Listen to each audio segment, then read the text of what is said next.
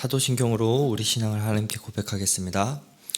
전능하사 천지를 만드신 하나님 아버지를 내가 믿사오며 그 외아들 우리 주 예수 그리스도를 믿사오니 이는 성령으로 잉태하사 동정녀 마리아에게 나시고 본디오 빌라도에게 고난을 받으사 십자가에 못 박혀 죽으시고 장사한 지 사흘 만에 죽은 자 가운데서 다시 살아나시며 하늘에 오르사 전능하신 하나님 우편에 앉아 계시다가 저리로서 산자와 죽은 자를 심판하러 오시리라. 성령을 믿사오며 거룩한 공예와 성도가 서로 교통하는 것과 죄를 사하여 주시는 것과 몸이 다시 사는 것과 영원히 사는 것을 믿사옵나이다. 아멘. 우리 다 함께 찬송가 270장 함께 찬송하도록 하겠습니다.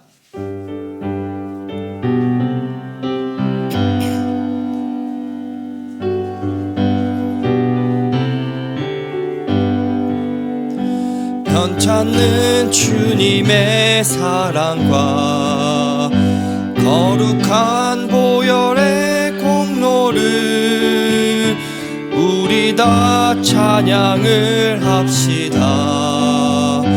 주님을 만나볼 때까지 예수는 우리를 깨끗게 하시는 주시니 그의 피 우리를 눈보다 더 희게 하셨네. 우리를 깨끗게 한 피는 무궁한 생명의 물일세. 생명의 구원을 받은 자 하나님 찬양을 합시다. 예수는 우리를 깨끗게 하시는 주시니 그의 피 우리를 눈보다 더 희게 하셨네.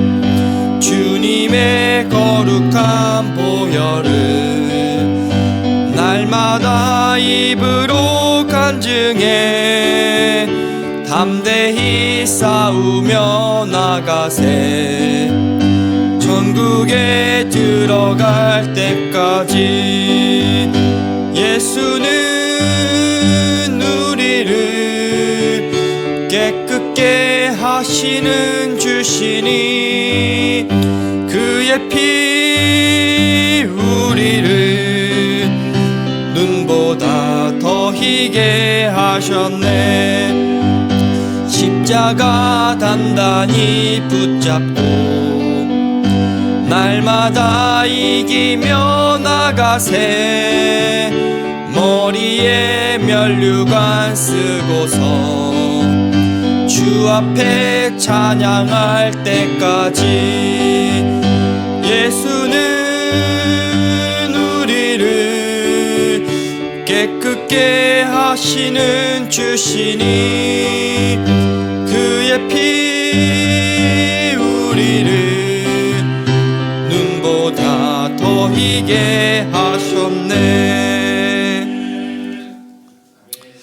오늘 우리에게 주신 말씀은 에베소서 5장 22절부터 27절입니다. 제가 가진 신약 성경 315페이지입니다. 에베소서 5장 22절에서 27절 우리 함께 교독을 읽겠습니다. 아내들이여 자기 남편에게 복종하기를 주께 하듯 하라. 이는 남편이 아내의 머리됨이 그리스도께서 교회의 머리됨과 같으니 그가 바로 몸의 구주시니라. 그러므로 교회가 그리스도에게 하듯 아내들도 범사에 자기 남편에게 복종할지니라.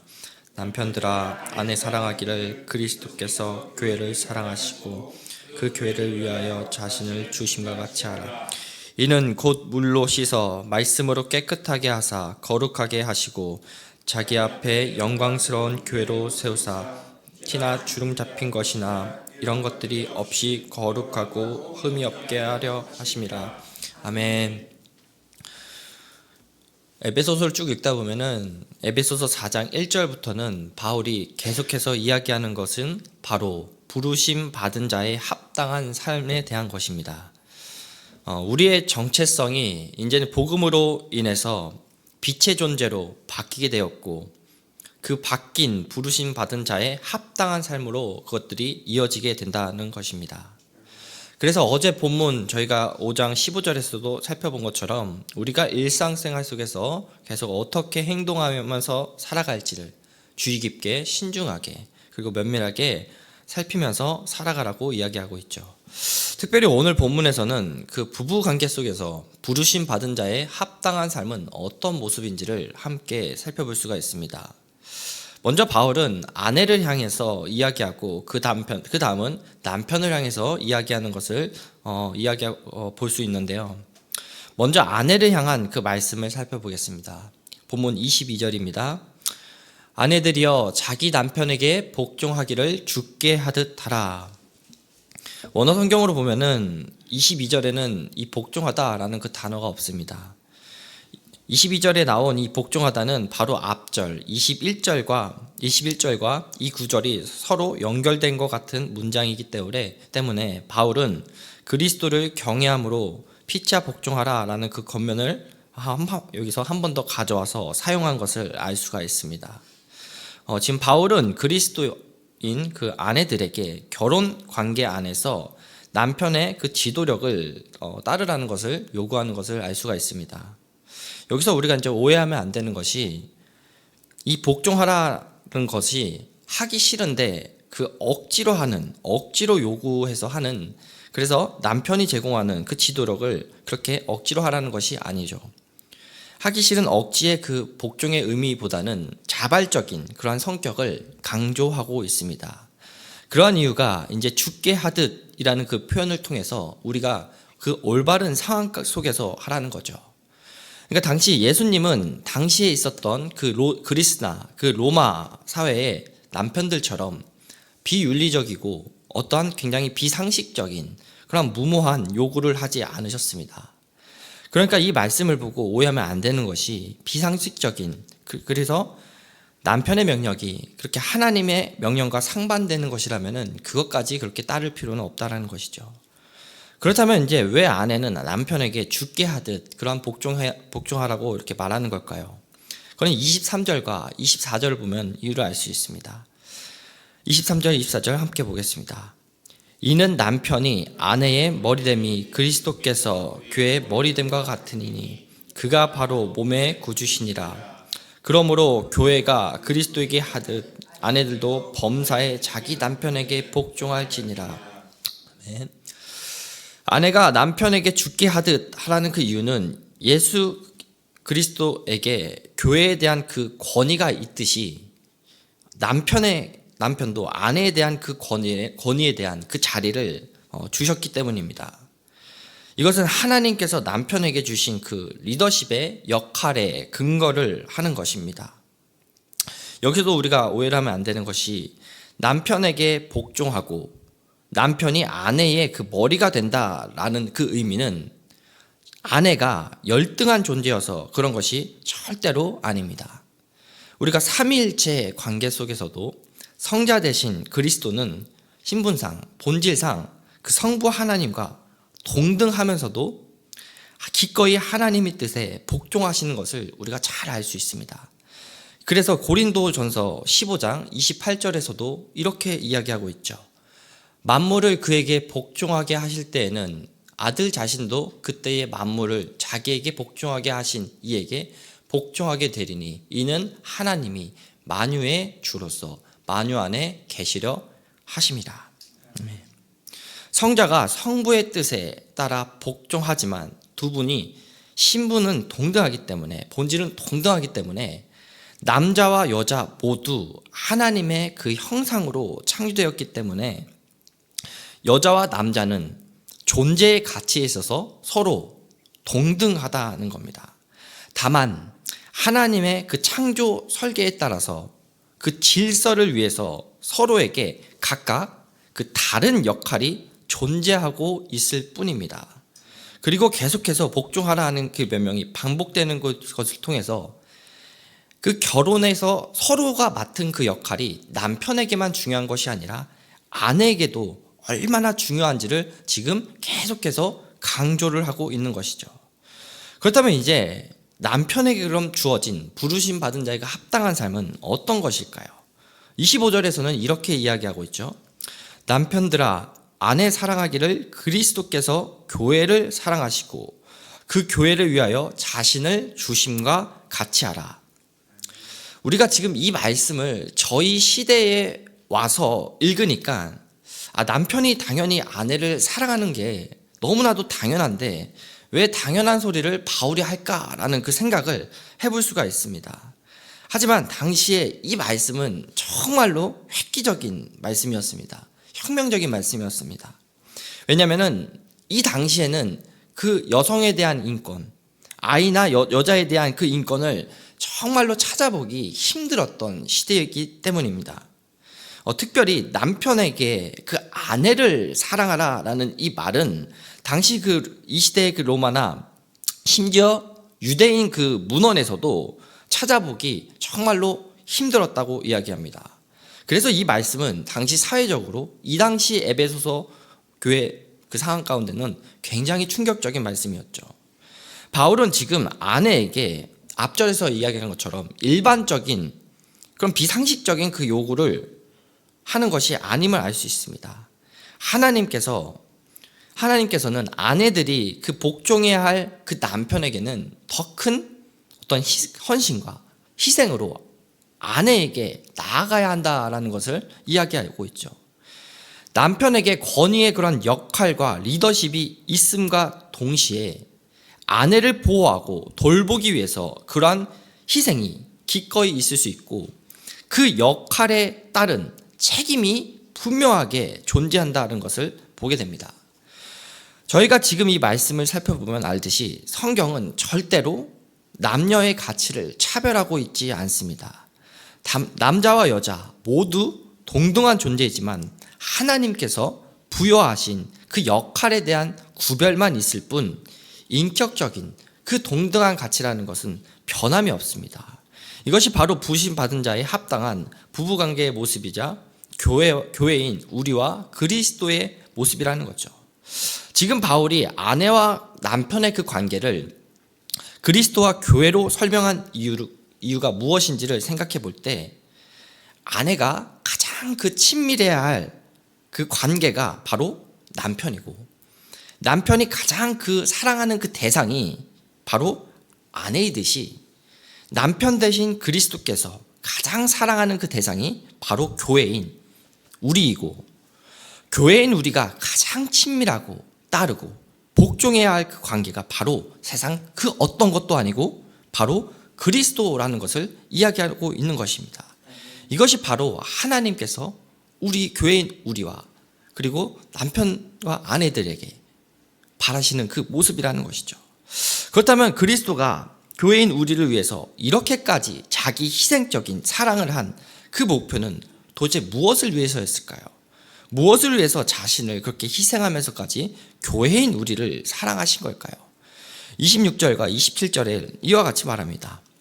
이는 곧 물로 씻어 말씀으로 깨끗하게 하사 거룩하게 하시고 자기 앞에 영광스러운 교회로 세우사 티나 주름 잡힌 것이나 이런 것들이 없이 거룩하고 흠이 없게 하려 하심이라. 물로 씻어 말씀으로 깨끗하게 하셨다라는 것은 교회인 우리를 오직 예수 그리스도의 보혈로 그 복음의 능력으로 우리가 거룩하게 되었다라는 것을 말합니다. 그럼 왜 우리에게 그렇게 거룩이 필요할까요? 먼저 하나님이 거룩하신 분이기 때문입니다. 그 거룩하신 그 하나님과 우리가 함께 동행하기 위해서는 우리 존재 또한 거룩한 존재여야 한다는 것이죠. 왜냐하면 하나님은 생명의 근원 되시는 분이기 때문에 하나님과 동행할 수 없다라는 것은 곧 우리 삶의 죽음을 의미합니다.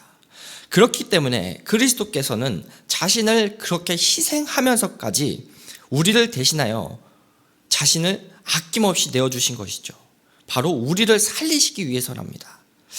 그리스도의 그 희생에 거룩의 그 결과가 나음으로 우리에게 이제 이 생명이 주어졌듯이 동일하게 이제 그 부부 사이에서도 이와 같은 그런 모습들이 있어야 한다라는 겁니다. 우리가 그리스도께로부터 죄와 허물을 용서하고 덮어주신 그 은혜를 받은 것처럼 이제 우리 또한 그러한 부부 사이에 그러한 허물과 용납과 용서하는 그 은혜가 남편과 아내 사이에 서로 함께 있어야 한다라는 것이죠. 우리가 말씀을 맺겠습니다. 시대가 가면 갈수록 그 부부 사이의 그런 관계가 많이 어렵다라고 합니다. 이혼율은 가면 갈수록 더 높아지고 있죠. 왜 이러한 것들이 계속해서 더 심화되고 가면 갈수록 더 어려워질까요? 서로를 향한 그러한 희생이 하나님께서 원래 원하셨던, 말씀하셨던 그 원래의 아내와 남편의 그 역할들이 왜곡되고 변질되었기 때문입니다. 서로를 향한 그러한 희생들이 사라졌기 때문입니다. 서로를 향한 그 허물을 덮어주는 그 용서가 부부 안에서 사라졌기 때문입니다. 우리는 그 예수의 그 희생으로 거룩해져서 새로워진 그 존재로 거듭날 수 있었습니다. 우리는 예수의 희생으로 거룩해져서 허물이 없는 것처럼 여겨지는 그 존재로 받은 그 은혜를 우리가 받았다라는 것이죠. 이것은 남편과 아내 모두가 그리스도께로부터 받은 동일한 그 은혜입니다. 사랑하는 성도 여러분, 성도님들의 그 부부관계 속에서는 이러한 그리스도가 교회에게 하던 그러한 그 희생과 그러한 은혜가 있으신지요? 서로를 향한 그 용서와 덮어주심이 있으신지요? 그리스도께 받은 그 희생의 은혜가 우리 성도님들 가정 가운데 그 흘러가고 계신지요? 오늘 말씀을 통해서 우리가 받은 그 그리스도의 희생과 그로 말미암아 얻게 된 그 거룩한 그 주의 자녀라는 그 신분의 그런 은혜를 생각하면서 부부 안에서 서로 그렇게 합당한 삶의 모습을 살아가시는 귀한 성도님들 삶 한 분 한 분 되시기를 주님의 이름으로 축복합니다. 우리 이를 위해서 세 가지를 두고 이렇게 기도했으면 좋겠습니다. 먼저는 하나님께서 부여하신 그 남편, 하나님께서 부여하신 그 아내의 역할을 우리가 충실하게 감당하면서 살아갔으면 좋겠습니다. 두 번째는 그리스도의 희생으로 받은 그 은혜를 우리가 부부관계 속에서도 통일하게 나타나면서 살아갔으면 좋겠습니다. 마지막으로는 이교구 직장 6 다락방입니다. 하나님이 맡기신 자녀들을 하나님의 사랑과 지혜로 섬기게 하시고 믿음의 유산이 전수되게 하소서. 우리 이 기도 제목 세 가지를 가지고 우리 함께 합심하여 기도하며 나가겠습니다. 사랑이 많으신 하나님 아버지, 감사합니다. 너무나도 이 세상을 아름답고 보기에 좋으시도록 만드셨지만 죄로 인해서 모든 것들이, 모든 아름다운 관계가 왜곡되고 변질되고 말았습니다.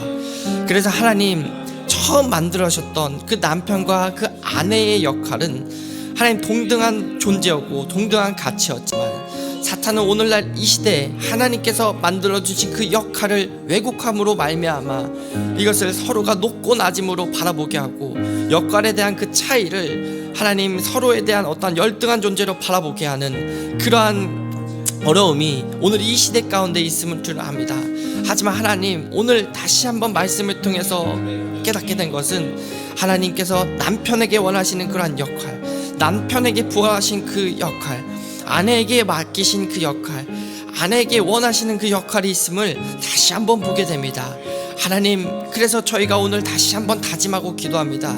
하나님, 오늘 가정 가운데 나에게 맡기신 그 남편으로서의 그 역할, 그 가장으로서의 그 역할, 하나님께서 나에게 맡기신 그 아내로서의 그 역할을 정실하게 신실하게 감당할 수 있도록 하나님 함께하여 주시옵소서. 하나님, 그래서 내가 받은 그리스도에게 받은 그 은혜와 하나님 그 희생으로부터 그 사랑, 그리고 그렇게 하면서 내가 받은 그 거룩의 그 은혜가 하나님 오늘 부부 사이 가운데서도 동일한 그 은혜가 흘러가길 바랍니다. 하나님, 저에게 그 은혜를 허락하여 주시고 하나님, 저에게 그 사랑을 다시 한번 회복하여 주셔서 서로 안에 그 희생과 하나님 그 사랑으로 서로의 그 허물을 덮어주고 하나님 서로를 그 용서해주는 그 아름다운 관계로 나아갈 수 있도록 하나님 도와주시고 인도하여 주시옵소서. 누가 잘났냐 서로 그렇게 다투고 싸우는 것이 아니라 하나님을 향한 그 사랑의 그 은혜가 하나님 부부 사이에서 동일하게 흘러가길 바랍니다. 하나님, 그래서 내 안에 내가 받은 그 부르심에 받은 그 은혜, 빛의 자녀로서 될 수 있었던 그 그리스도의 한량없는 은혜, 아무것도 자격 없지만 주어주신 그 은혜를 갖고 하나님 다시 한번 살아가고 바라봅니다. 하나님, 나 자신을 죽이고 나 자신을 내어주고 나는 날마다 죽노라 하면서 서로에게 희생과 섬김과 한 순종함으로 나아가는 하나님 남편과 부부 사이가 될 수 있도록, 아내와 부부 사이가 될 수 있도록 하나님 시간 가운데 함께하여 주시옵소서. 저희 가운데 그 사랑의 은혜를 주시옵소서. 저희 가운데 그 사랑의 은혜를 부어주시길